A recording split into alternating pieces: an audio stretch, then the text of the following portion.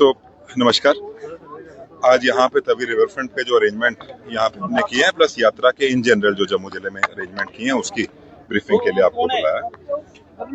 Tawi river front पे हमारा token centre plus ई-KYC और RFID का रजिस्ट्रेशन काउंटर चलेगा। इसके साथ साथ हमारा रजिस्ट्रेशन काउंटर रेलवे स्टेशन पे भी चलेगा, गीता भवन में, राम मंदिर में और भगवती नगर में। जैसा पहले चलता था वैसे काउंटर चलेंगे।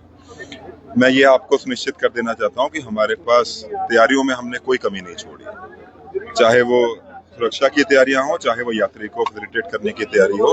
उसमें हमने पूरी मेहनत से इस तरह की तैयारी की है कि हर यात्री को हम एक कंफर्टेबल स्टे जम्मू में दे सके। यहाँ पे हमारे पास 10 टोकन के काउंटर हैं और एक बिल्कुल ट्रांसपेरेंट तरीके से टोकन डिस्ट्रीब्यूशन कल सुबह 6 बजे से हम यहाँ पे शुरू करेंगे। रजिस्ट्रेशन और RFID परसों सुबह हम शुरू करेंगे। जिन लोगों को टोकन दिया होगा उनका। ये भी मैं आपको बता दूं कि इसकी जो नई फैसिलिटी यहाँ पे तैयार की है, यहाँ पे 100 से ऊपर टॉयलेट, नहाने की जगहें और 24 घंटे लंगर चलेगा। तो कोई भी यात्री ऐसा नहीं है जिसको जो बिना पानी या खाने के रहेगा। प्लस हमने यहाँ पे तकरीबन 4000 यात्रियों के एक अच्छे एनवायरनमेंट में रुकने की तैयारी भी की है। पूरा यहाँ पे बेडिंग, पंखे, हर चीज की तैयारी यहाँ पे की है। एक अपील मैं जो जम्मू के सारे निवासियों से ये करना चाहता हूँ कि जितने भी यात्री आ रहे हैं वो हमारे गेस्ट हैं। बहुत सारे ऐसे यात्री हैं जो पहली बार आएंगे, तो 4-5 चीजें हमें करनी जरूरी हैं, जो मैं आपके माध्यम से एक अपील सारे जितने हमारे व्यवसाय वाले लोग हैं, जितने हमारे ई-रिक्शा चालक हैं, ऑटो चालक हैं, टेम्पो चालक हैं, होटल इंडस्ट्री के लोग हैं, दुकानदार हैं, होटल वाले हैं, सबसे ये अपील है कि पहली बात, हम सभी यात्रियों को अपना गेस्ट मान के उनसे व्यवहार अपना अच्छा रखें। दूसरी चीज, हम किसी से ओवरचार्जिंग नहीं करें, ये टाइम ओवरचार्जिंग करने का नहीं है। तीसरी चीज, कोई भी यात्री अगर हमें रास्ते में दिखता है, कोई बाहर की रजिस्ट्रेशन की बस है, गाड़ी है, एक पानी का ग्लास या उसको सही रास्ते पे कोई भटका हुआ यात्री है, उसको सही रास्ता दिखाने में हमारा ही बड़प्पन है। और जम्मू शहर इसी चीज के लिए हमेशा जाना गया। हम ये चाह रहे हैं, हमारा एडमिनिस्ट्रेशन का, SSP साहब का, सबका ये प्रयास है कि जम्मू शहर यात्रा में सिर्फ एक पड़ाव ना बन के रह जाए। जम्मू भी मंदिरों का शहर है। जो यात्री यहाँ पे आया, एक दिन बिताता है, वो जम्मू शहर में घूमे, हमारी मार्केट में शॉपिंग करे, जम्मू शहर को देखे। और इसके लिए हम एक और प्रयास भी कर रहे हैं, जो कल हम आपसे शेयर करेंगे। हम चाहते हैं कि जो यात्री यहाँ पे आते हैं, हम उनको ऐसा एक फीलिंग दिलाएं कि एक तो वापस आने की आशा रखे, दूसरा उस यात्री को हम अच्छे से फैसिलिटेट करें। और वो जम्मू में जितनी साइट्स हैं, चाहे वो हमारा बाहू फोर्ट है, रणबीरेश्वर मंदिर है, रघुनाथ मंदिर है, अखनूर का किला है, सुचेतगढ़ बॉर्डर पे हमारी रिट्रीट सेरेमनी होती है, हम उसको प्रेरित करें वहां पे जाने के लिए। उसको प्रेरित करने के लिए एक नई योजना भी है, वो कल आपसे शेयर करेंगे।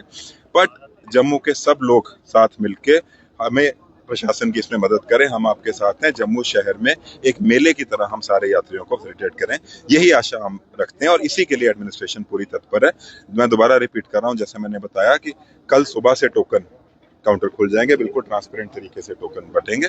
परसों से रजिस्ट्रेशन काउंटर खुलेंगे और जितने भी यात्री हैं उनका main facility Tawi river front पे। अगर जम्मू में किसी को भी आप देखते हैं, हमने जगह जगह पे बैनर होर्डिंग लगाए हैं, उनको आपने तवी रिवर फ्रंट पे आने के लिए ही गाइड करना है।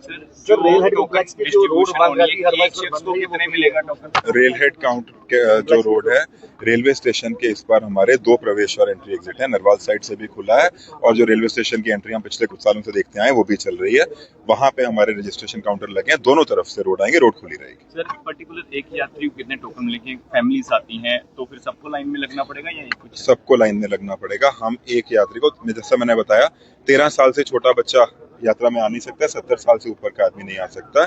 जिसको टोकन लेना है उसको खुद आके, हम एक आदमी को एक ही टोकन। यात्रियों के लिए, जम्मू कश्मीर के लोगों के लिए कुछ मैसेज रहेगा?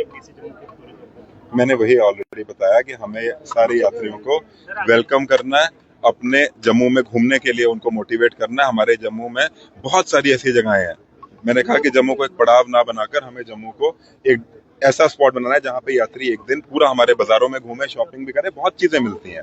हमारा यहाँ का डोगरी कल्चर ही ऐसा रहा है जहाँ पे खाना भी अच्छा है। यहाँ क्यों ना यहाँ पे यहाँ के उनको कराड़ी कुलचा, राजमा चावल खिलाए जाए, क्यों यहाँ पे वो बाजार में जाके ड्राई फ्रूट की शॉपिंग ना करें।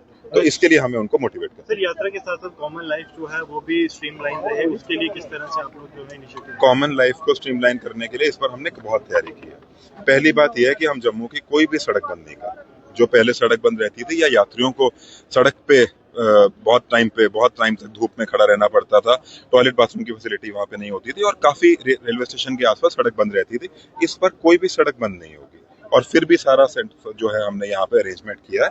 सो जम्मू शहर वासियों के लिए एज नॉर्मल लाइफ चलेगी। जस्ट मेरी यही अपील है कि हमारे यात्री, हमारे गेस्ट हैं, उनको हमें गेस्ट की तरह ट्रीट करना है और उन सबका सहयोग। सर आखिरी सवाल मेरा, यात्रा में ऐसे भी जब लास्ट टाइम यात्री क्या इस पर बहुत सारे ऐसे सेंटर हैं जो किसी भी डेट का कूपन काट देते हैं, यात्री से पैसे भी ले लेते हैं। इसमें मैं एक बात आपको बताऊं कि यहाँ के ना होकर बाहर के मोस्टली लोग हमने देखा है कि जम्मू कश्मीर से बाहर के लोगों ने ऐसा किया, तो उन पे कड़ी कार्रवाई पिछले सालों में भी हुई है। इस बार भी अगर ऐसी कोई चीज हमारे सामने आती है तो उस पर कार्रवाई होगी और यहाँ का कोई आदमी ऐसा कर रहा है तो सेम कार्रवाई उस पर भी होगी।